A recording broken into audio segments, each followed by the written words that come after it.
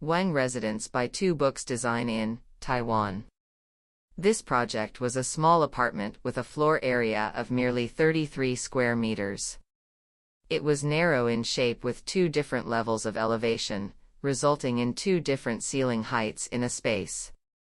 To alleviate the intrinsic sense of constraint and maximize visual openness, we hung the bedroom in the area with a higher ceiling to avoid horizontal visual obstructions while allowing natural light to penetrate the room.